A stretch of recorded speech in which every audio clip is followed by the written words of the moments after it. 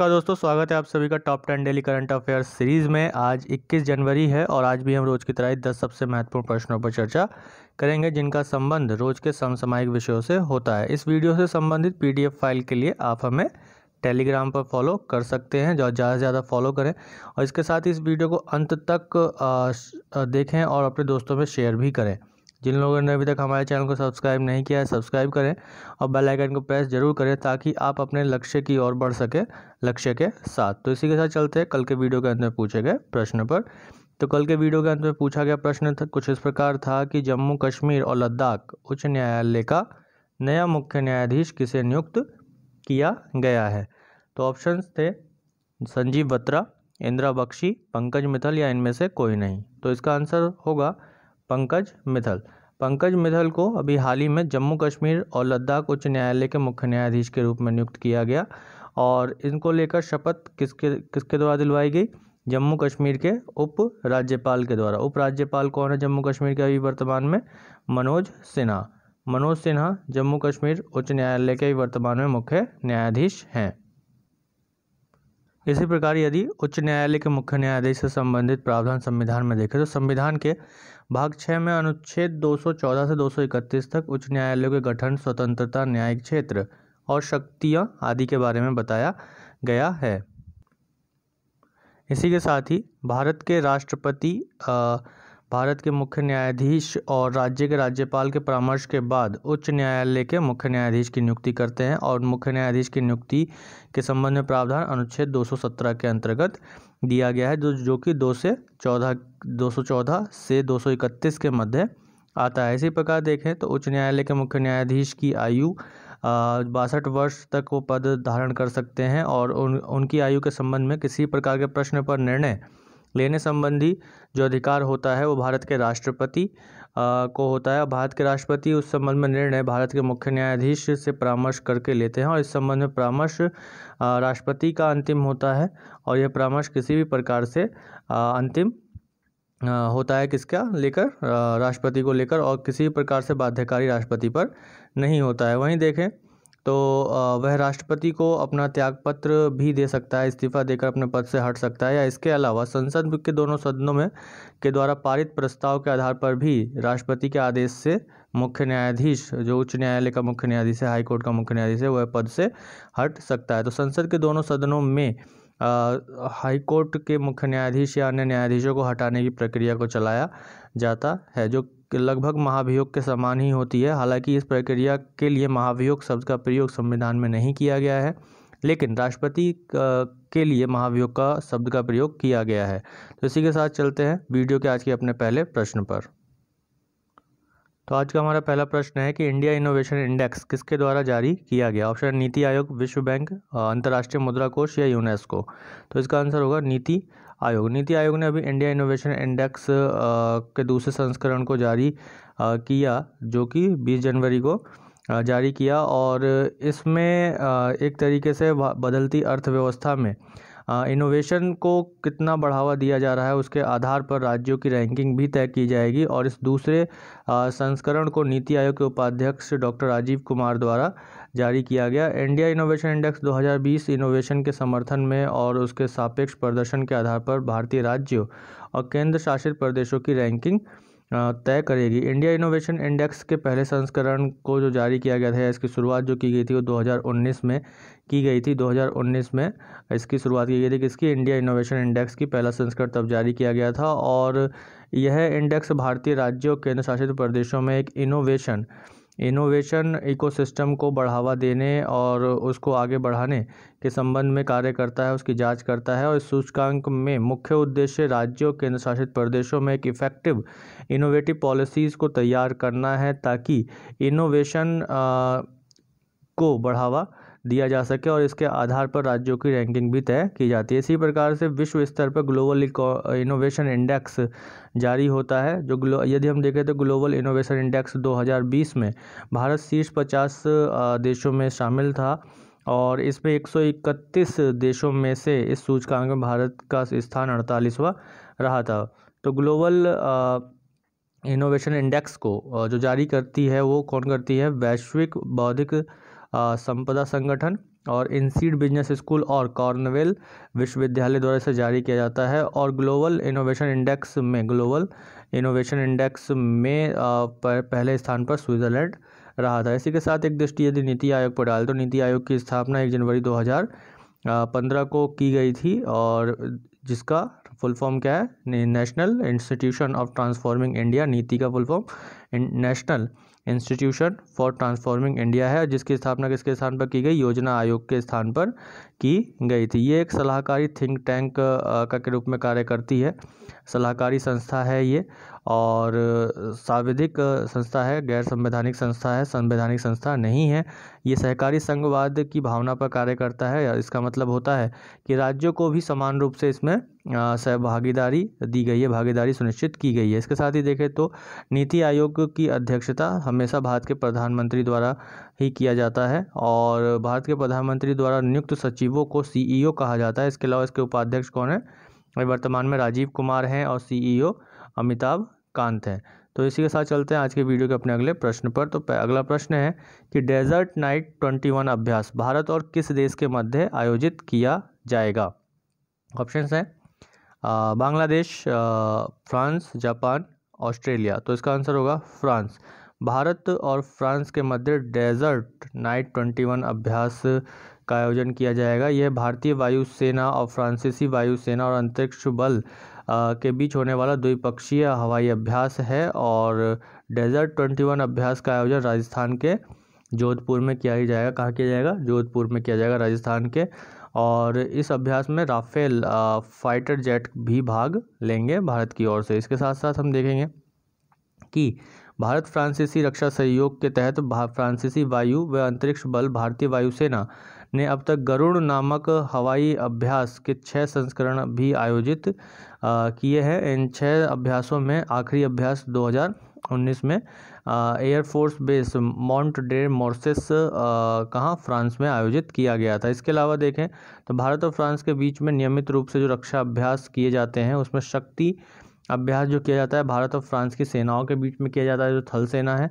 वरुण अभ्यास किया जाता है भारतीय नौसेना और फ्रांसीसी नौसेना के बीच में। वहीं इसी प्रकार गरुड़ जो अभ्यास है, गरुड़ अभ्यास किस किस के बीच में किया जाता है, वायु सेनाओं के बीच में किया जाता है, दोनों सेनाओं की वायु सेनाओं के मध्य किया जाता है गरुड़। तो कौन कौन से अभ्यास होते हैं, शक्ति, वरुण और गरुड़। ये 3 जो युद्ध अभ्यास होते हैं वो किस देश के साथ होते हैं, भारत और फ्रांस के साथ होते हैं। शक्ति किसके कहाँ होगा, थल सेना के बीच होगा, और वरुण कहाँ होगा, नौसेना के बीच में, और गरुड़ वायुसेना के साथ ये अभ्यास किया जाता था। चलते हैं वीडियो के अपने अगले प्रश्न पर। तो अगला प्रश्न है कि जो बाइडेन ने अमेरिका के 46वें राष्ट्रपति के रूप में शपथ कब ग्रहण की। ऑप्शन है 19 जनवरी 2021, 20 जनवरी 2021, 21 जनवरी 2021, 22 जनवरी 2021। तो इसका आंसर होगा 20 जनवरी 2021। तो 20 जनवरी 2021 को जो बाइडेन अमेरिका के 46वें राष्ट्रपति के रूप में उन्होंने शपथ लिया और इसी प्रकार कमला हैरिस ने 49वें उपराष्ट्रपति के रूप में शपथ ग्रहण किया है। तो अमेरिका के मुख्य न्यायाधीश कौन है इस समय, जॉन रॉबर्ट्स हैं और इन्होंने इनको शपथ दिलाई है। तो अमेरिका के मुख्य न्यायाधीश ने जॉन रॉबर्ट्स को शपथ दिलाई। इसी प्रकार यदि हम भारत में देखें तो भारत के राष्ट्रपति को शपथ किसके द्वारा दिलवाई जाती है, भारत के राष्ट्रपति को भी शपथ भारत के मुख्य न्यायाधीश द्वारा दिलवाई जाती है। तो उसी प्रकार अमेरिका के मुख्य न्यायाधीश ने यहाँ के राष्ट्रपति और उपराष्ट्रपति को शपथ दिलाई है, जिनका नाम क्या है, जॉन रॉबर्ट्स हैं। और शपथ ग्रहण समारोह को कहाँ आयोजित किया गया, US कैपिटल बिल्डिंग में आयोजित किया गया, जो कि अमेरिकी विधायिका है। अमेरिकी विधायिका को क्या कहा जाता है, अमेरिकी विधायकों का नाम है कांग्रेस। कांग्रेस अमेरिकी विधायिका का नाम है। जिस प्रकार हमारी विधायिका का क्या नाम है, हमारी विधायिका का नाम संसद है। हम अपनी विधायिका को संसद कहते हैं, पार्लियामेंट कहते हैं। उसी प्रकार से वहाँ की जो विधायिका है, लेजिस्लेचर है, उसको हम उसका क्या नाम है, उसका नाम कांग्रेस है। तो कांग्रेस किसकी विधायिका है, अमेरिका की विधायिका है। इसी प्रकार देखा जाए तो कमला हैरिस अमेरिका की पहली महिला और पहली अश्वेत और दक्षिण एशियाई मूल वाली पहली महिला अमेरिकी उपराष्ट्रपति बनी है। तो इसी के साथ चलते हैं वीडियो के अपने अगले प्रश्न पर। तो अगला प्रश्न है कि Manohar Parrikar of the record पुस्तक का विमोचन किसने किया है। ऑप्शन नरेंद्र मोदी, प्रमोद सावंत, राजनाथ सिंह या अमित शाह। तो इसका आंसर होगा प्रमोद सावंत। गोवा के मुख्यमंत्री हैं वर्तमान में प्रमोद सावंत, और गोवा के मुख्यमंत्री प्रमोद सावंत ने एक किताब जिसका नाम है Manohar Parrikar of the record का विमोचन किया। और इस पुस्तक का लेखन किनके द्वारा किया गया है? बामन सुभा प्रभु के द्वारा इस पुस्तक का लेखन किया गया है। और इस पुस्तक में लेखक ने मनोहर पर्रिकर के अनदेखे व्यक्तित्व का वर्णन किया है। मनोहर पर्रिकर गोवा के पूर्व मुख्यमंत्री थे और इसके साथ साथ उन्होंने 2014 से 2017 तक भारत के रक्षा मंत्री के रूप में भी कार्य किया और मरणोपरांत उन्हें पद्म भूषण से सम्मानित किया गया। यह एक राज्य के मुख्यमंत्री बनने वाले पहले IITN थे, यानी कि जिन्होंने IIT से पढ़ाई की है। ये पहले ऐसे व्यक्ति रहे जो किसी राज्य के मुख्यमंत्री रहे, पहले IITN रहे। तो इसी के साथ चलते हैं बीट के अगले प्रश्न पर। तो अगला प्रश्न कुछ इस प्रकार है कि ब्रिस्बेन टेस्ट में ऑस्ट्रेलिया को हराकर किस देश ने बॉर्डर गावस्कर ट्रॉफी जीती है? तो इसका आंसर ऑप्शंस में है कि ऑप्शन क्या है? भारत, पाकिस्तान, न्यूजीलैंड। तो इसका आंसर होगा भारत। भारतीय क्रिकेट टीम ने ब्रिस्बेन के गावा में ऑस्ट्रेलिया को हराकर बॉर्डर गावस्कर ट्रॉफी 21 ट्रॉफी 2-1 से जीत ली है। और भारत चौथा टेस्ट 3 विकेट से जीतकर ट्रॉफी जीती है उसने। और भारत ने 5वें दिन 328 रन के लक्ष्य का पीछा किया है। और पिछले 32 वर्षों में ये पहली बार था कि जब ऑस्ट्रेलिया गावा में कोई मैच हार गया है। तो ऑस्ट्रेलिया गावा में कोई मैच हारा है, ये पिछले 32 वर्षों में ऐसा हुआ है। और भारत के साथ ऐसा पहली बार हुआ है कि भारत ऑस्ट्रेलिया के गावा में पहली बार मैच जीता है, कोई मैच जीता है। तो ये गावा में जीती गई पहला मैच है। इसी प्रकार देखा जाए तो ऋषभ पंत को इसमें मैन ऑफ द मैच का पुरस्कार मिला और पैट कमिंग्स को मैन ऑफ द सीरीज़ का पुरस्कार दिया गया। भारत ने 2018-19 में भी बॉर्डर गावस्कर ट्रॉफी जीती थी। इसी प्रकार देखें तो यह भारत और ऑस्ट्रेलिया के बीच खेली जाने वाली टेस्ट सीरीज़ है, क्या? Border Gavaskar trophy. और इसका नाम ऑस्ट्रेलिया के एलन बॉर्डर और भारत के सुनील गावस्कर के नाम पर रखा गया है। इसी के साथ चलते हैं वीडियो के अगले प्रश्न पर। तो अगला प्रश्न है कि किस राज्य ने हॉर्टिकल्चर डेवलपमेंट मिशन की घोषणा की है? ऑप्शन है उत्तर प्रदेश, बिहार, गुजरात, झारखंड। तो इसका आंसर होगा गुजरात राज्य ने अभी वहाँ के मुख्यमंत्री, गुजरात राज्य के मुख्यमंत्री ने हॉर्टिकल्चर डेवलपमेंट मिशन की घोषणा की है। इसका उद्देश्य बागवानी और औषधीय फसलों की खेती करना है, जो मेडिकेटेड प्लांट्स हैं और हॉर्टिकल्चर से उसको उन फसलों की खेती करने के लिए खेती में लगे किसानों की आय को दुगना करना है। हॉर्टिकल्चर डेवलपमेंट मिशन के तहत सरकार अपशिष्ट भूमि को, जो बेकार पड़ी भूमि है, वो 30 साल के पट्टे पर किसानों को बागवानी और औषधीय फसलों को लगाने के लिए प्रदान करेगी। इसी प्रकार देखें तो गुजरात भारत का एक तटीय राज्य है जिसकी राजधानी गांधीनगर है और यहाँ के जो राज्यपाल हैं आचार्य देवव्रत हैं और वर्तमान मुख्यमंत्री विजय रूपानी है। मानचित्र पर देखें तो ये भारत के पश्चिम का एक तटीय राज्य है जो अरब सागर के साथ सीमा साझा करता है। और इसके उत्तर में राजस्थान है और उत्तर पश्चिम में ये पाकिस्तान के साथ अंतर्राष्ट्रीय सीमा साझा करता है। इसके अतिरिक्त भारत के अन्य राज्य जैसे मध्य प्रदेश और महाराष्ट्र के साथ इसकी सीमा लगती है। इसके अतिरिक्त भारत के केंद्र शासित प्रदेश दादर नागर हवेली और दमन दीव के साथ इसकी सीमा लगती है। तो इसी के साथ चलते हैं वीडियो के अपने अगले प्रश्न पर। तो अगला प्रश्न है कि गणतंत्र दिवस परेड में शामिल होने वाली पहली महिला फाइटर कौन है? ऑप्शन है मोहना सिंह, अवनी चतुर्वेदी, भावना कांत, या इनमें से कोई नहीं। तो इसका आंसर होगा भावना कांत गणतंत्र दिवस परेड में शामिल होने वाली पहली महिला फाइटर पायलट हैं। और ये इस बार के 26 जनवरी परेड में हिस्सा लेंगी। कौन लेंगी, क्या नाम है? भावना कांत है। और 2021 के गणतंत्र दिवस परेड में भारतीय वायुसेना की झांकी का हिस्सा होंगी ये। और ये जो कि हल्के लड़ाकू हेलीकॉप्टर, हल्के लड़ाकू विमान और सुखोई 30 लड़ाकू विमान के मॉक अप को प्रदर्शित करेंगी।